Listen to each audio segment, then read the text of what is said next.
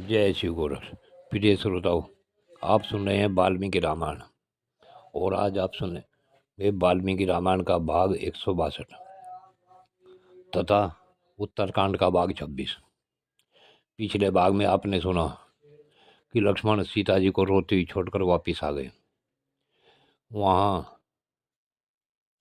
महर्षि वाल्मीकि ने सीता जी को सांत्वना दी और अपने आश्रम में ले गए। आज इससे आगे की कथा आज इस भाग 162 में सुने। लक्ष्मण सीता जी को छोड़कर जैसे ही अयोध्या नगरी में आए तो उन्हें बड़ा दुख हो रहा था। वे सोचने लगे कि मैं श्री रामचंद्र जी के चरणों के समीप जाकर क्या कहूँगा। राजमहल के द्वार पर रथ से उतरकर वे नरश्रेष्ठ लक्ष्मण नीचे मुख किए हुए दुखी मन से भीतर चले गए। उन्होंने देखा श्री रामचंद्र जी दुखी होकर एक सिंहासन पर ऐसे बैठे हैं जैसे उन्हें बहुत बड़ा दुख हो रहा हो। उनके दोनों नेत्र आंसुओं से भरे हैं। इस अवस्था में बड़े भाई को सामने देख दुखी मन से लक्ष्मण ने उनके दोनों पैर पकड़ लिए और हाथ जोड़कर चित्त को एकाग्र करके वे दीन वाणी में बोले, हे वीर महाराज, मैं आपकी आज्ञा शिरोधार्य करके मैं उन शुभाचार वाली यशस्विनी जनकुशरी सीता को गंगा तट पर वाल्मीकि के शुभाश्रम के समीप निर्दिष्ट स्थान में छोड़कर पुनः आपके चरणों की सेवा में आ गया हूँ। हे पुरुष सिंह, आप शोक न करें, काल की ऐसी गति है। आप जैसे बुद्धिमान और मनस्वी मनुष्य शोक नहीं किया करते। आप जैसे श्रेष्ठ पुरुष इस तरह के प्रसंग आने पर मोहित नहीं होते। हे रघुनंदन, यदि आप दुखी रहेंगे तो यह अपवाद आपके ऊपर लगा ही रहेगा। हे नरश्रेष्ठ, जिस अपवाद के वैसे आपने मित्रेश कुमारी का त्याग किया है, निसंदेह वह अपवाद इस नगर में फिर होने लगे। लोग कहेंगे कि दूसरे के घर में रखी हुई सीता स्त्री का त्याग करके श्री राम रात दिन उसी की चिंता में दुखी रहते हैं। महात्मा लक्ष्मण के इस प्रकार कहने पर श्री रघुनाथ जी ने बड़ी प्रसन्नता के साथ उन सुमित्रा कुमार से कहा, हे नरश्रेष्ठ वीर लक्ष्मण, तुम जैसा कहते हो ठीक वैसी ही बात है। तुमने मेरे आदेश का पालन किया, इससे मुझे बड़ा संतोष है। हे सोम लक्ष्मण, अब मैं दुख से निवृत्त हो गया। संताप को मैंने हृदय से निकाल दिया और तुम्हारे सुंदर वचनों से मुझे बड़ी शांति मिली। इस प्रकार श्री राम ने लक्ष्मण से कहा कि लक्ष्मण, अब मेरे मन में जो बात है उसे सुनो और सुनकर वैसा ही करो। ये लक्ष्मण, तुम प्रजा पुरोहित तथा मंत्रियों को बुलाओ। जिन पुरुषों में अथवा स्त्रियों में को कोई काम हो उनको उपस्थित करो। जो राजा प्रतिदिन पूर्ववासियों के कार्य नहीं करता वह निसंदेशा बोर से निश्चिंत रहते वायु संचार से रहित हो और घोर नरक में पड़ता है। हे निष्पाप लक्ष्मण, उस समय दूसरी गौं के साथ साथ एक दरिद्र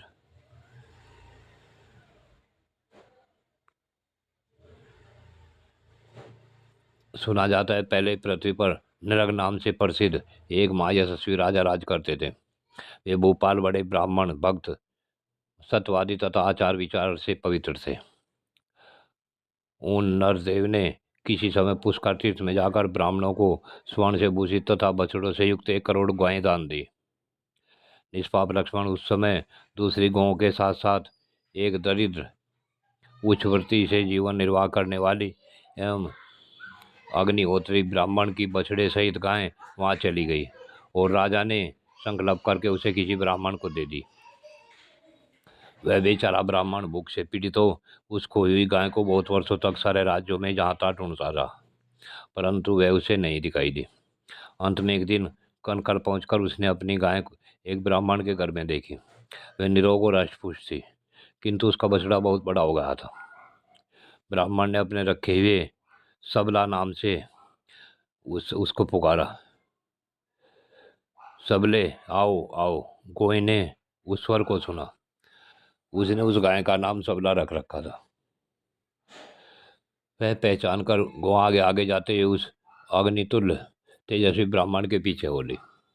जो ब्राह्मण उन दिनों उसका पालन करता था वह भी तुरंत उस गाय का पीछा करता हुआ गया और जाकर उस ब्रह्म ऋषि से बोला, ब्राह्मण यह गौ मेरी है, मुझे राजाओं से में श्रेष्ठ नरग ने इसे दान में दिया है। फिर तो उन दोनों विद्वान ब्राह्मणों में उस गौ को लेकर महान विषाद खड़ा हो गया। वे दोनों परस्पर लड़ते झगड़ते वे उन दानी नरेश नरक के पास गए, जहाँ राजमहल के दरवाजे पर जाकर वे बड़े दिनों तक टिके रहे, परंतु उन्हें राजा का न्याय नहीं प्राप्त हुआ।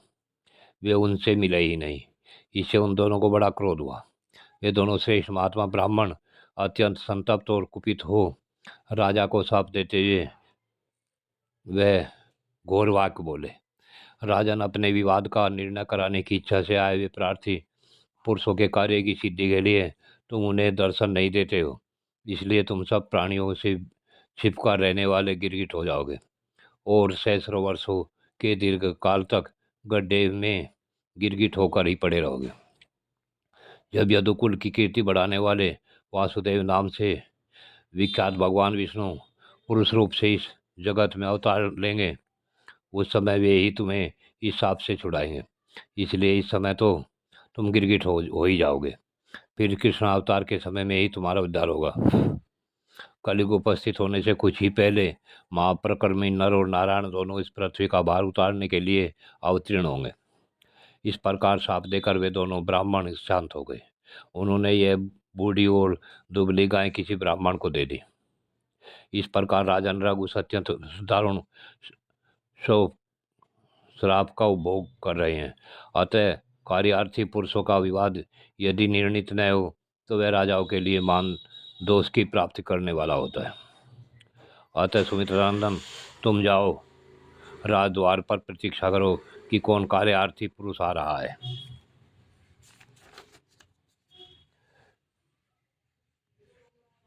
जय शिव गोरक्ष। प्रिय श्रोताओं, यह कथा यहीं पूर्ण होती है। इससे आगे की कथा अगले भाग में सुने।